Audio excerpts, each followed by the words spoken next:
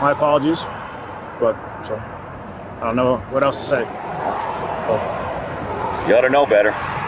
So I will bite my tongue on that response, sir. Yeah. This police officer's ego just cost the taxpayers of his county $80,000. He saw a man videoing him from a distance and he just couldn't deal with it. He's videotaping us. I'll be in contact. Hi, how are you? Good. Everything okay? Yep. Can I get your name and badge number? For what? So I know who I'm making a complaint against. For what? For speeding.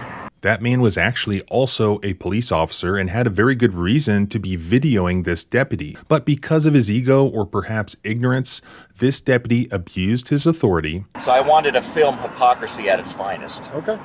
So. Okay. License, registration, proof of insurance. No. Yes. No. Yes. No. Because now you're in. No, I'm Yes. doing nothing. Retaliated against the man, arrested him, and placed him in the back of a police car. But within 20 minutes, the man would be out of handcuffs, out of the police car, and receiving an apology. So what changed? He was just video recording? And then when I was asking, Did he walk up to your stop? No. But then You don't have obstruction? Am I free to go? Absolutely, sir. Well, I'll see you in court. Okay, sir. Have a great day. Thank you, sir. Have a great day. What the hell did he just say? He said I'm a f***ing idiot and to see me in court. And then grabbed his balls and flipped me off.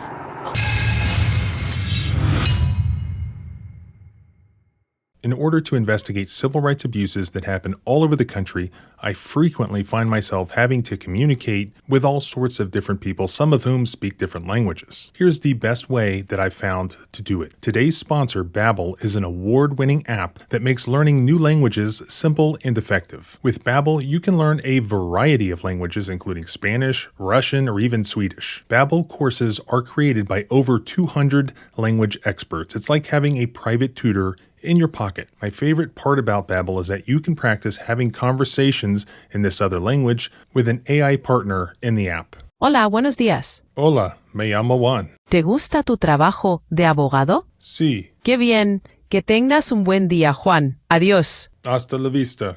Babbel has over 25 million subscriptions sold and over 1.6 million 5-star reviews in the App Store. So I signed up for Babbel when I once had to try a case with a Spanish interpreter. I mean, when the government is providing you with the interpreter, it doesn't hurt to trust but verify. So to start speaking a new language in 3 weeks, click the link in the description or go to babbel.com/civil and you'll get up to 55% off your subscription. Join the millions of Babbel learners breaking the language barrier every day at babbel.com/civil. Now let's get back to the video.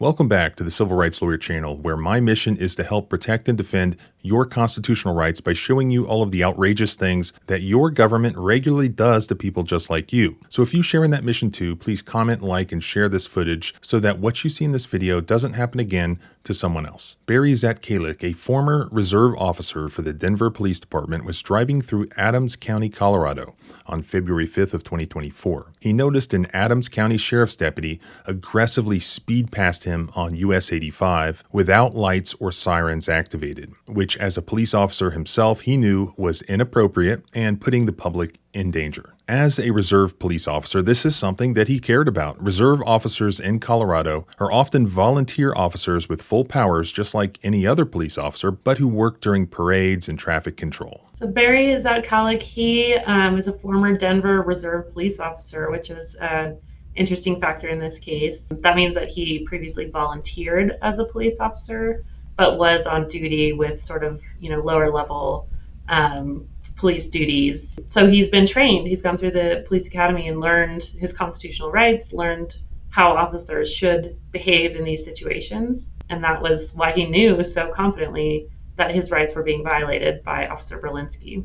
So he decided to do something about it. A short distance down the highway, Zatkalik noticed that the deputy had a car pulled over on the side of the road. How did he end up encountering Berlinski that day?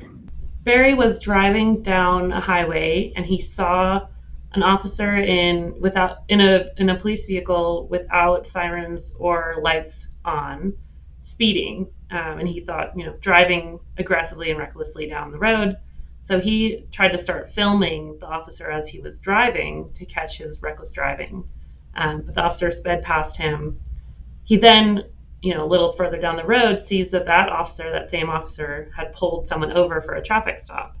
And so Mr. Zakalik parks his car far ahead in front of this traffic stop, well out of the way, on the side of the road, and is filming the traffic stop as it's happening. And the officer, as he finishes the traffic stop, you can see this on body cam, he sees that he's being filmed by this other car and approaches to ask Mr. Zakalik what's going on. He began filming video footage of Deputy Berlinski from a distance, staying within his vehicle. Who's that other car? No idea. Okay. Who's this car? No idea. All right, here's that. Here's that. So if I pay the fine, I won't go? Yep. All right, please don't do that. Everything okay, sir? William 37. The other vehicle is 259 Queen Zebra George. 259 Queen Zebra George. I didn't know who both of those were. I was wondering what they were doing. All right, slow down. Yep. Don't do that, please. Thank you, guys. Copy. Please videotaping us. You're good. Please videotaping us. I'll be in contact. In doing this, he was doing nothing illegal. In fact, quite the opposite. In making the decision to video Deputy Berlinski from a safe distance while not otherwise interfering with his traffic stop, for the purposes of documenting and identifying a police officer whom Barry believed to be acting inappropriately and in an unsafe manner, for the purposes of making a complaint against him, Barry was actually exercising his First Amendment rights. The First Amendment protects criticisms of the police, a right which Barry was exercising. As you will see, oftentimes police officers either fail or refuse to understand that. And then they let their egos or a power trip get the better of them, and they retaliate, thereby violating the First Amendment. After noticing that Barry was filming him, the deputy, Walter Berlinski, approached him. Barry immediately asks Berlinski for his name and badge number so that he would know who he was complaining against. Hi, how are you? Good. Everything okay? Yep. Can I get your name and badge number? For what? What? For what? What do you need? So I know who I'm making a complaint against. For what? For speeding. Speeding? Yes, sir. Okay. I have you recorded doing 80 miles an hour in a 65 mile an hour zone. Okay. No headlights, no sirens, nonchalantly. Apparently you drive like that all the time. So I wanted to film hypocrisy at its finest. Okay. And then after disclosing to the deputy that he had planned to file a complaint against him for speeding, the deputy then demanded that Barry turn over his license, registration, and proof of insurance. However, also being a police officer, Barry knew that the deputy had no right to detain him and demand his documentation. So. Okay. License, registration, proof of insurance. No. Yes. No. Yes. No. Because now you're in. No, I'm Yes. doing nothing. If you're going to start this shit, if you're going to start this shit, you get your sergeant over here. License, registration. Get your sergeant over here. Get your sergeant over here. License, registration. Get your sergeant over here. License? No, I ain't giving you shit. After the deputy demanded his license, insurance, and registration, even though he had not been stopped for a traffic violation, Barry refused and instead demanded that Deputy Berlinski call his supervisor. Well, Get your sergeant over here. You pulled over on a traffic stop, so you had to. I didn't pull over on your traffic Yes, you stop. did. I pulled over here because I had to answer my phone. No. Yeah, License? that's exactly why. You're not getting shit from me. If you're going to keep this up, get your sergeant out here. License, registration. You ain't getting shit from me. Mr. Zakalik asks for the officer's name and badge number so that he can report him to the sheriff's office for speeding. And that prompts the officer to respond by asking for Mr. Zakalik's license and registration and insurance. Mr. Zakalik knows that he hasn't done anything wrong, and so he refuses. He says, no, we're not doing that. If that's the way you're gonna do this, if you're gonna start investigating me for something in retaliation to me asking for your name and badge number, then you need to get a supervisor here. It kind of escalates because, of course, Officer Berlinski doesn't like that, and he ends up arresting him, putting him in handcuffs, placing him in the back of his police vehicle. Hey, You ain't getting shit from me. Then now you're obstructing. And No, I'm not. Obstruction is a physical. Yes. No, it's not. Look, dude, you better get your fucking sergeant out here, Now okay? you're verbally assaulting Get your me. sergeant out here. License, registration, Hey, proof of insurance. I can do that. I can tell you to off. That's the First Amendment. If you got a problem, get your sergeant out License, here. registration, You proof ain't of getting shit from me. Get your sergeant out here. Okay. I'm asking for your sergeant for the last time. And I'm asking Get for your sergeant out No. here. Well, you ain't getting my shit. License You ain't registration? getting my shit. License registration, You ain't please? getting nothing. Berlinski ignored the request for a supervisor. He threatened Barry with a taser, he handcuffed him, and then he arrested him for the alleged crime of obstruction. Okay, then I will arrest you for obstruction. You do that, buddy, and I'll sue the out of Adams Step out. County. Step out. Got it. Step out. You better get I want a sergeant here. Step out. I want a sergeant Step here. out, and you're gonna get tased. Get tased.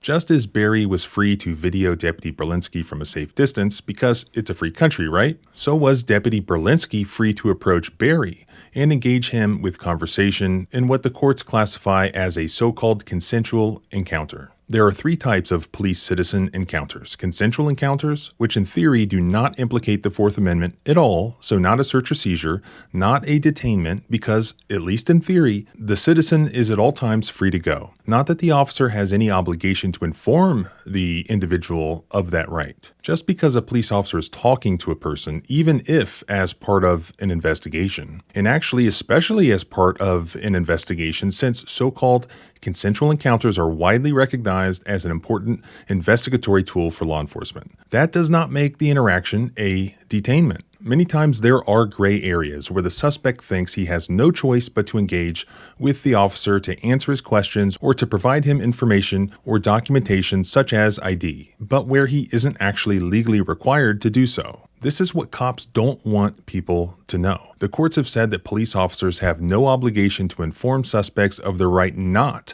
to participate in these so-called consensual encounters. In fact, they rely on people's ignorance of their constitutional rights in order to trick them into incriminating themselves when they didn't have to. Then when they get criminally charged and they complain to the judge that they were forced to participate in this, the judge will just say that it was consensual. You weren't being detained, you weren't in handcuffs, you weren't held at gunpoint, or told that you were not free to leave, and so on. Police may approach a suspect in a consensual encounter and ask for ID or other information, but he is free to refuse and walk away or drive away in this case, unless he is detained, which requires reasonable suspicion. For this reason, in any encounter with the police, a suspect should always seek clarity by asking the officer, "Am I free to go?" If the answer is yes, he has no obligation to provide ID or remain. You generally don't want to play this consensual encounter game. You want to move on with your life. If you can go, go. If you can't, now the officer has admitted that, and the Fourth Amendment is implicated, and no judge can deny that, assuming that this conversation is recorded in some way. So at that point, in order to continue the encounter, it has to be a justified detention, often called a Terry stop. And for that to be lawful, there must exist a reasonable suspicion that can be objectively articulated. So many of them involve situations where no crime has been committed or where the officer is just butthurt that somebody was critical of him. And then the situation just escalates based on an ego or power trip. So many of these could be avoided if cops could just relax and remember that they're supposed to be serving the public rather than their own egos. Maybe just take a step back and consider these questions. Is this a consensual encounter? If not, what is my reasonable suspicion to detain this man? What crime am I investigating? Why do I need this person's ID or information? And what relevance does his ID have to my investigation? Am I actually even investigating anything? Here, Deputy Berlinski apparently asked himself none of these questions, and instead charged full speed ahead with escalating an entirely unnecessary encounter into an illegal, warrantless arrest. I have a weapon right there. Where? What do you have? I'm just going to secure that in here, okay? Do you have a CCW? Yes, I do. Yeah, he's a Denver cop. Or he's a Denver cop. And Really? I know my rights too, buddy. Okay. Cool. Thank you. You want to get me out of the road here so I don't get run over?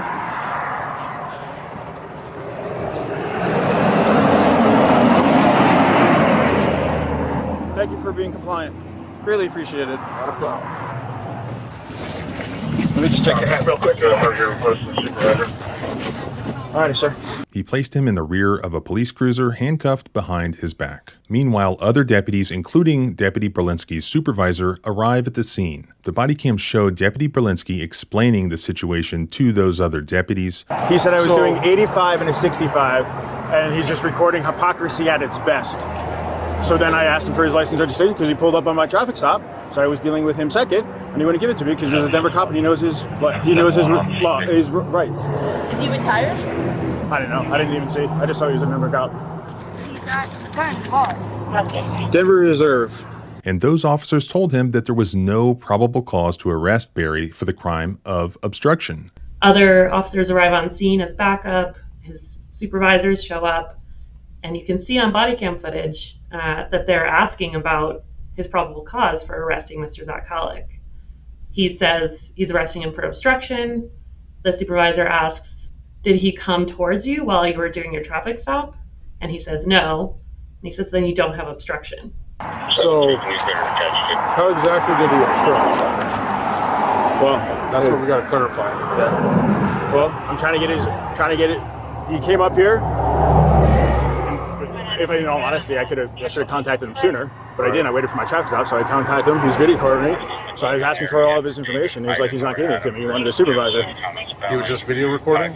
And then when I was asking, Did he walk up to your stop? No. But then, You don't have obstruction? but when I was trying to get his information here, Yeah. Right. he wouldn't give me his information here. He wouldn't identify himself here. Berlinski actually admitted to the other deputies that his arrest was weak. It's weak. Yeah. It's very weak, and I can care less that I say it on the camera. But, 137, right? Yeah. Yeah, no, so, and I asked him to step out, and he stepped out lawfully, just wouldn't identify himself. It's weak, but I got it. Okay. And this is Detective Sergeant Eric Brodheim, the head supervisor over Deputy Berlinski. He arrives at the scene after Barry is already handcuffed inside the police car. He takes it upon himself to open the door and have his own conversation with Barry to learn Barry's side of the story. I'm driving down 85. I'm leaving Brighton. I'm on my way to the Ford dealership to get my core back on a starter. Okay. I'm doing 65. This guy passes me, and I look at my thing, and I'm doing the speed limit. And he passed me, pretty aggressively. So I started to go to catch up to him because I wanted to pace him to see how fast he was going. He was going about 80 miles an hour. I recorded it. Okay. I recorded pacing him and then a picture of my. So anyway, he just, like I said, he just passed me and he disappeared. Okay. So my intention was, I've got this on video. I was going to call the station and complain. Get a hold of me. Yeah, whoever. Essentially, that's what we come to. Right. So I had no idea where he went, but I turned on 104th to go to the Ford dealership, and he had somebody pulled over, and right at the same time my phone rang. So I noticed that it was the same guy, and I thought, boy, isn't that something if he's given whoever he pulled over a ticket for speeding? So I just sat there, and I put my phone out the window to record so that I could get a picture of the guy. And then I just sat in my car, and after he wrote the guy a ticket and let him go, then he came up to me and he said, can I help you? And I said, no. I said, can I get your name and badge number? And he said, what for? And I said, because you were speeding on Highway 85. Oh yeah? I said, yeah, you were doing 80 in a 65. No lights, no sirens, no nothing, and I could tell that you were just your casual driving. Give me your driver's license, insurance, and proof of insurance. I said, I'm not giving you my information. He said, give me your stuff or I'll get you for obstruction. I said, you didn't pull me over. I don't have to give you my driver's license. You didn't pull me over. Right. So then he opened my car, yanked me out, handcuffed me, and here I sit. And I told him, I want a sergeant. You have no fucking right to do this. And that officer that's going up to my van right now admitted it. He said, yes, you shouldn't be. That deputy's right there. He's right there with you. So I'd like these handcuffs off. I'd like to be going. I'd like that guy's That's information, and I'd like to go on my way here. That's gonna happen. So. And I want an apology from that guy. Eventually, after Barry sat in the police car for about 20 minutes, an Adams County Sheriff's Office supervisor arrives on the scene and apologized to him for this bad arrest. The other officers on scene know that Officer Berlinski does not have probable cause to arrest Mr. Zakalik. Mr. Zakalik ends up being released about 20 minutes later, and the other officers actually apologize to him for violating his rights. It will be handled, I'm sorry, the supervisor said on the body cam video. I will apologize for the sheriff's office. I'll handle it. It'll be taken care of. I promise you that. I'm not going to let it. It's not going to just go away. Okay. It will be handled. I'm sorry. I will apologize for the sheriff's office. I'm sorry it happened. It shouldn't have happened. You're right. Some of these guys, they forget that it's not against the law for someone to videotape your traffic stop. It's not against the law to pull to the side of the road. It's not against the law to make a comment. Detective Sergeant Eric Brodheim can be heard telling Barry on the video. Some of these guys, they forget that it's not against the law for someone to videotape your traffic stop. It's not against the law for them to pull to the side of the road. It's not against the law to make a comment. I can't think of any way that would interfere with it. And some people, and I even said to him, at least if their body cams are on, at least 6 times. When he kept asking me for my stuff, telling me he was going to arrest me for obstruction, I said, I need a supervisor. Before you keep doing this shit, I'd like a supervisor. And he said no, and then that's when I called for you. And that's when he yanked me out and threw me in handcuffs. So, like I said, let me go talk to him for a minute, and I'll be back in just a minute, okay? Okay. All right.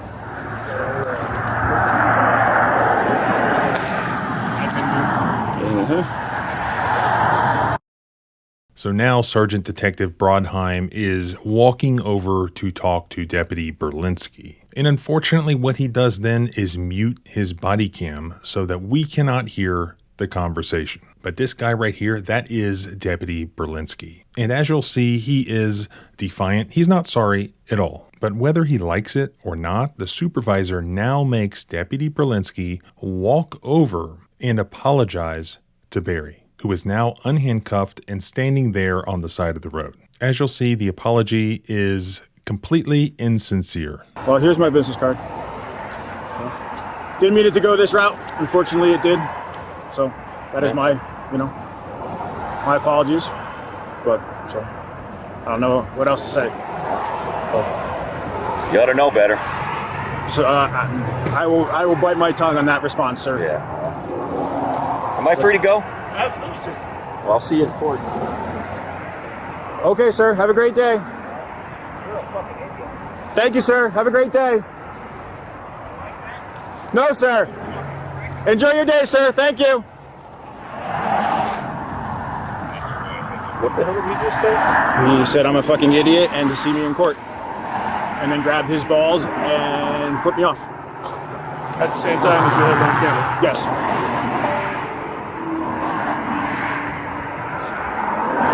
He's a Trump supporter.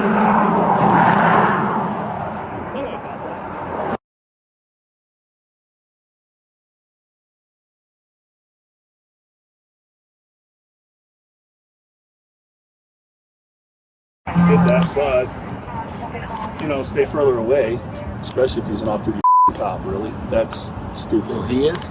He's a fucking Denver Reserve.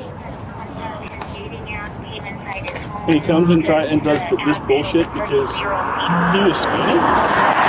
So afterwards, Barry's civil rights attorneys send the county attorney a legal letter announcing their intent to sue the sheriff's office and the county in May of this year. Since then, the parties reached a pre-lawsuit settlement in the amount of $80,000. At the end of the day, the ego/ignorance of Deputy Walter Berlinski resulted in the payment of $80,000 to the victim. Berlinski most likely paid zero of that. He's probably still on the payroll in Adams County. And why? It's completely irrational. If you work at a fast food restaurant and you cost your employer $80,000 just because you wanted to flex your ego, you'd be out looking for another job pretty much immediately. But for some irrational reason, we allow police officers to do just the opposite. And then people are surprised when things like this continues to happen again and again. As it turns out, according to local news reports, this isn't Deputy Berlinski's first time violating the law. Well, it turns out Deputy Berlinski was arrested for drunk driving in 2019 and pleaded guilty to driving while ability impaired. He actually kept his deputy job. We asked if he was disciplined for this traffic stop. The Sheriff's Department says this was investigated, but they refused to release results of that investigation or disclose any discipline. So why is he still there then? The fact is that he will be there until the public demands accountability. And if these are your public servants, I'll leave the relevant contact information below. I think this case is just really important for regular people out there to understand that you still have First Amendment rights. You still have rights to not be arrested in retaliation to your protected activity. And if you are arrested or if you are retaliated against by police, there's something you can do about it. We still have a constitution that still protects your rights, and you still have the right to sue. And I think that's really important in this day and age where it feels like the First Amendment is under attack. We still do have a constitution, and it still is something you can sue. If your rights have been violated, you can still sue under the Constitution. Also, let me know in a comment what you think. Is $80,000 appropriate? Too much? Too little? Again, the only thing that government fears is negative public exposure. Government itself is the bad apple. Remember that. So help me spread that fact by subscribing both here and at the blog at thecivilrightslawyer.com. You can also follow me on X at JohnBryanESQ. Remember, our rights don't end where your fear begins. Freedom is scary. Deal with it.